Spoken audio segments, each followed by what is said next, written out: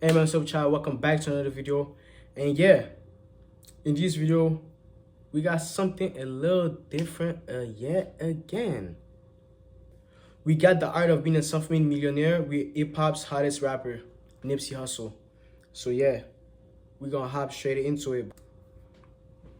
Entrepreneur magazine. In that moment, I decided to handwrite what became my first written article titled, "What's It Like to Be an Entrepreneur Stuck in Prison?" In 2013, I used my story to become a columnist at Entrepreneur. I became obsessed with learning the backstories of the most successful people on the planet to see how they rebounded from their own obstacles. My obsession has turned into my new show.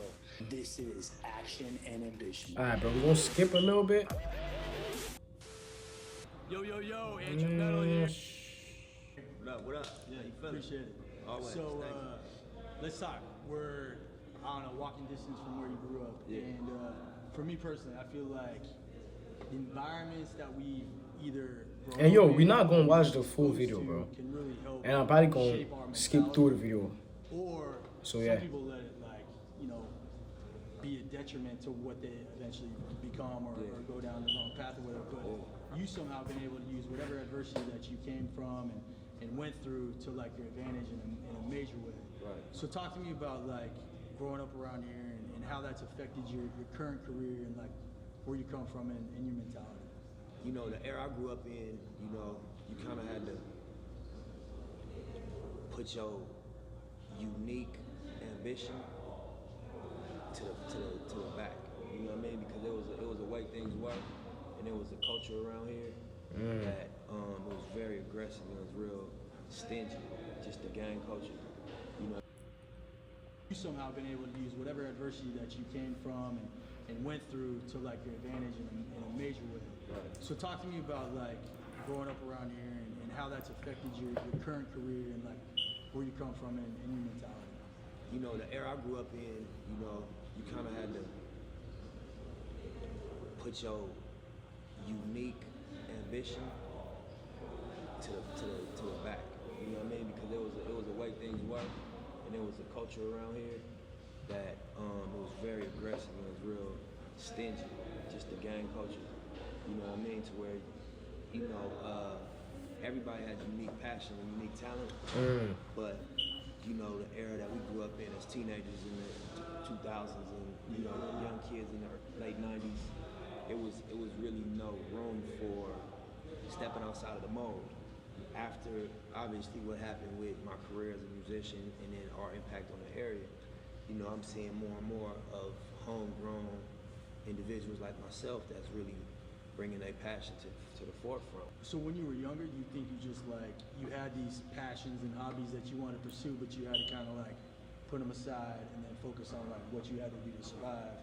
Definitely. And then so you always had those passions and hobbies that you're able to now that you've grown up and you've created like your success and have a track record. You've been able to let that stuff come out more.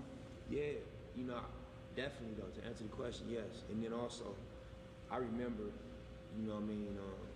just putting everything to the back burner and just going full-fledged into hustling and banging. And then years of doing that gave me a little seniority and gave me a little confidence over the gang or whatever. And I started realizing that, all this shit I'm doing, risking my freedom, fighting and getting in shootouts, the whole shit, that if I redirect that stance toward defending what I believe in truly, which was like to pursue the music, that at least it'll be a higher cause behind it. How old were you like around that time where you really kind of like made that transition? Like teenage, like end of my teenage, 17, 18, 19, around that era. What I think too is really incredible is like, I think you look at hip hop and you have two types of rappers. You have a rapper that is entertaining, and then you have a rapper that actually lived the life that they talk about. And I think when you have somebody like that, like yourself, and I think that's, respect. I think when you have somebody like that, that's gone through that, they create that following that can't be touched by anyone else because everyone else is just entertaining. Right. And so because you came from where you came from and you were brave enough or courageous enough or willing to sacrifice like whatever it would take to get you to where you wanted to be, I feel like that following though too is, you've got, I know because I've been following you forever, and I know the people that follow you know, like, they're just loyal to you because of what you stand for, because you did pave that way. Right. We was teenagers in early 20s when we was having shootouts in between going to the studio. Yeah, yeah. You know what I mean? And really like going back and forth to jail in between album releases, and you know, losing loved ones in between promo and in between tour. It was happening simultaneously. Yeah. So I know that the narrative that I speak and the advice that I give through the music is applicable to, you know, whoever got their feet on the ground, wherever, however, to what degree you're involved. If you apply what I'm saying, it can work in your favor. Yeah. Yeah. That's real. So you're Bro, about that part about paving the way, he really pushed that narrative in his hood. He really pushed that narrative in his hood of doing better. And because like people fucked with him already because of his story, like niggas was already going to ride with whatever he was gonna do. Look, and on that part, that's what I'm trying to do. Not like show these niggas that, oh bro, YouTube is the way, specifically. No. Show these niggas that, bro, there's plenty of other ways, you know? You ain't even got to put your face on the internet, bro. There's plenty other ways that you can make this shit happen without being out here risking your life and doing shit for chump change, bro. So, yeah. let's take it back to like what 16, 17 in the studio, right? You decide you want to go all in. See that?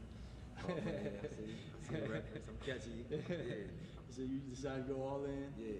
And you want to do the music thing. Mm. So what was that path like? I mean, obviously you met obstacles. You were still, you know, banging in the hood. You were still, like you said, just getting in and out of jail, had trouble with the law, like whatever else you were doing. Right. So like, what did that path look like though? Like, how did you start to build that momentum to like take it more than just like a hobby? And I think I remember telling myself, you know, I must really love rap because every time I quit, I always come back to it. So I remember like, I ain't gonna quit no more. Cause I stopped doing music for 6-7 months and just devote myself to hustling. And then I stack up some money and accumulate, you know, some, I get ahead of the game just by being devoted for 7-8 months, a year. Yeah. And then I'd be like weighing my options, like I could do a lot of things, you know? And I always wanna buy a studio, I always wanna book studio time, I always wanna go recreate the environment to make music. So I'm like, man, I must love this shit, cause you know, if you keep leaving your girl coming back, leaving her again, coming back, you might as well stay with her, bro. You know what I'm saying? You love that girl, you know? So that's how I felt about the music. And Bro, wait, I bro. was telling myself that like, all right, What the I'm fuck? not gonna even articulate I'm So quitting fast up, no nigga. more. I'm not gonna say I'm done with music. Why you smiling like that for The seeds talking about a that you girl? sowed at that age, you're like reaping them like Yeah. massively right now, and that's been like A long time coming. Yeah, I remember also just to that point, like planting seeds and then reaping the benefits later. I remember like really being committed and being really pure with my energy. I was just only doing music, and I was like suffering financially. You know, I was like probably 19, 20 maybe, and I was used to being like a young adolescent baller. Like just having, you know, for my age group, you know what I'm saying, having cars, jewelry, and money, and just having the attention and the respect of being somebody. I don't know about the else, cars, you know, somebody that knew but what yeah, to know. I fuck with him. And I was just in the studio so long that all that shit kind of faded, and my ego was taking a hit, and I wasn't familiar with that, you know. Like, bro, he's basically saying that, bro, to focus on his passion, he stopped everything else. He put everything else to the side, and he focused on what he has to do. Because, like, he said something about, like, energy, but, like, I don't believe in, like, that energy and shit too much. But, like, I understand what he said, but I understand what he means. Like, bro, if you're actually doing bad shit, like, somehow, like, it's a circle, bro. Because you're gonna do something bad to that person, like, that nigga is gonna find a way to do something back to you. Or, like, if something, you know, everything comes back. So yeah, the butterfly effect. If you put all your energy into something that's positive. But when I say energy, like, your focus, it's something that's positive instead of, like, you know, like the only results are gonna be positive. Like the only outcomes are gonna be great and positive. Like if you're consistent. But if you're actually robbing niggas, I don't know what you expect. Like is gonna come back, bro. Like I don't know what you expect is gonna come back. Like even not only robbing niggas, but every other thing. But I was still committed to the process. And then, you know, the police raided the studio and took all the equipment and put a gun on me that was in the house, a shotgun. It was a registered shotgun, but I was on probation for a gun. So, you know, the probation says you can't be around no guns at all. So they booked me for the gun, took all my equipment, and I was really just in the house working. You know what I mean? It's like, they don't know that. Nobody know how pure you are but you. And I was really pure at that time. I wasn't doing nothing but music. I really feel that, like, bro, right now, Damn, you know, like, that's how I'm moving. Like, where does the good karma pay off at? Yeah. You know what I mean? Where does this shit come back around at? Cause I was real committed. My money got short. That ain't stopped me. You know, like I said, how I was being viewed changed. People kind of like act like I fell off a little bit, and That feeling right there, I can low-key feel it because, bro, a couple days ago, my friends came in to chill with me. And, like, dudes were saying, like, bro, niggas were saying, like, bro, where'd you went? Like, niggas were saying, like, bro, where'd you went? Like, you ghosting niggas. And not that I'm ghosting, but, like, I just went ghost. Like, I don't post, I don't talk to people, I don't reach out, And, like, I felt that feeling like, bro, what I'm doing is working. Like, if I really saying that I want to focus on my shit instead of focusing on all that, like, what I'm doing is working. Because bro was like, bro, where'd you went? And, and they were asking, like, bro, what's up with you? Yache, you jogging? What you doing? And, bro, I ain't really answered none of that, but, I can really relate to what he's saying. I still stayed committed. And then on top of all that, I got raided and they took all my equipment. And they put a new case on me. I was just confused about it. And I remember like questioning everything. Like, damn, I don't really have no part of the game that braced me for that. I don't have no mantras that I remember hearing, nothing I grew up around. Yeah. I ain't had no answer for that one. But, it kind of discouraged me for a long time. But I had accumulated so much music. But from when I got raided, I stopped really recording every day and got back into hustling full time because I gotta fight a case now and I need a lawyer and I can't even really afford to sit in the studio like that. And probably like 6 months to a year later, a person named Johnny Shipes, he was an executive at Epic Records. He had a joint venture up there at Epic. Reached out to my people and was like, I want to sign Nip.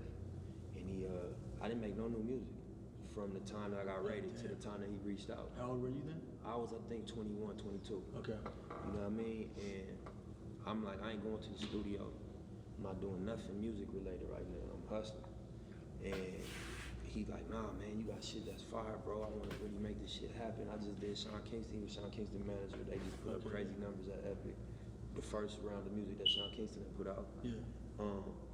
He was managing Felly Fail, and so he like, I got a whole structure, bro. We got the radio plug, you know what I mean? And I was just off it. And he took songs off my MySpace and played them for Epic Records. They wanted to sign me off the old music and put a contract on the table and broke bread with me. And it was all off old work, and I realized like, damn, this is back pay. You know what I'm saying? Yeah. I didn't do no new work. Yeah. This is all just reaping benefits from work I put in years ago.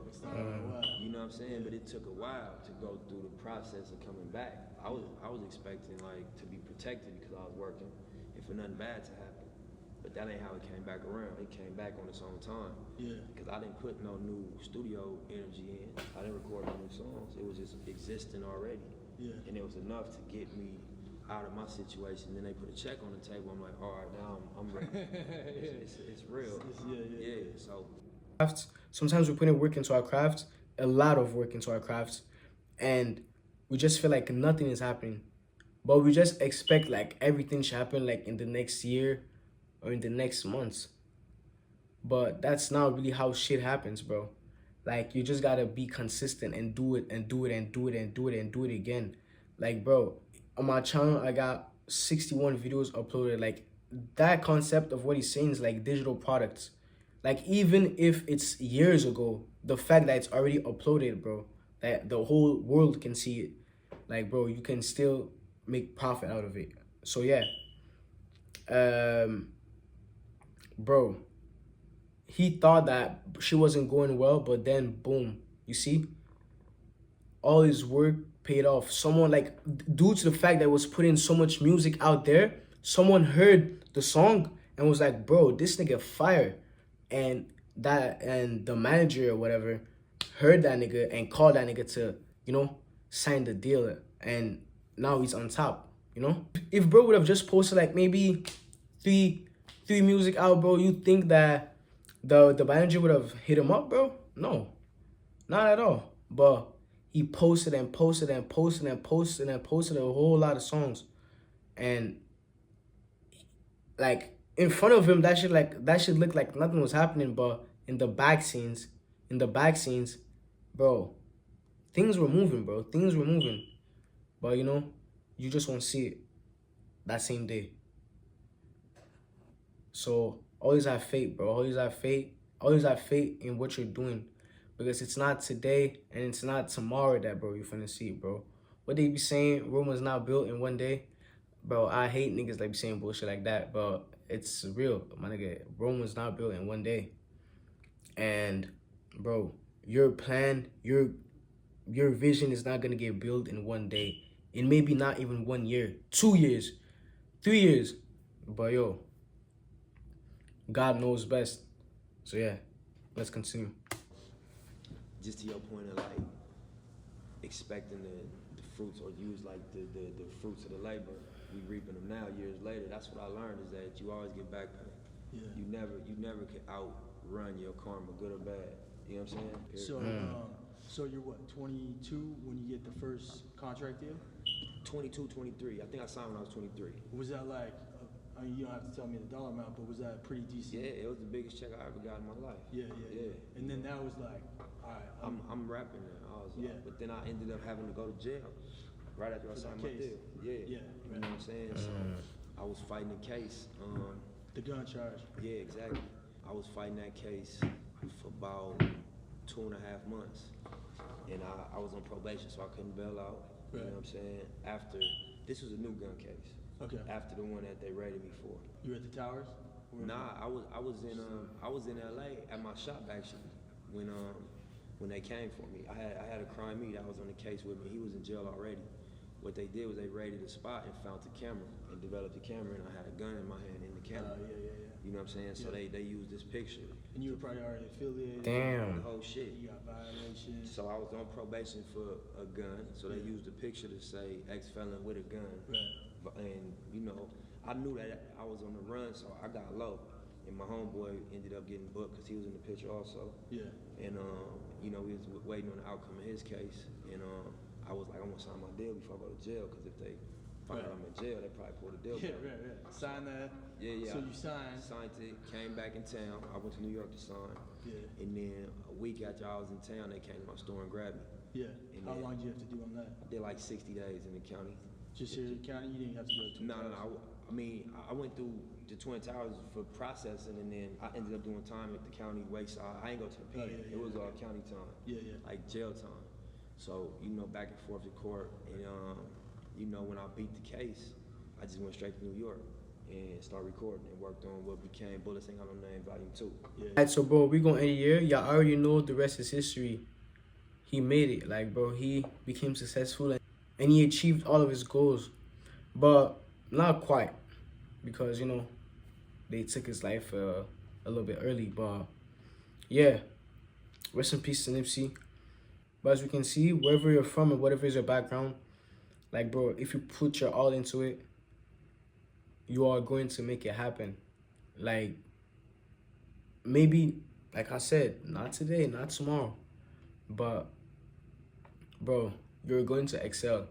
If you know it deep down, like, you got to believe it. You got to tell yourself, do something that you have no other choice to do that. Like, trap yourself. Like I read a book, I don't know, I forgot the name of the book. I'll put it up. But he said something about like the book they were explaining, like they were like a group of people that went to war, and like the leader of the like the ship, the like to really motivate his whole troop and to put them to put their all in, he burned down the boat because like there were no other way. He said they had to pass through there. He burned down the boat, and guess what? At the end, they were able to pass through. I don't know if that's accurate, but I think it is for real. But yeah, he burned the boat just to like all like deep down in your heart, you know that bro. If we don't pass through the air, bro, we're dying. Like it's over. So yeah, sometimes you just gotta trap yourself, but trap yourself into something that you know is gonna bring you fruit and not like death or something crazy. So yeah, challenge yourself to the max, bro, and bro, you're capable. Let's get it. See y'all in the next video. Like, comment, subscribe, and yeah, go watch my other reaction videos. Let's get it.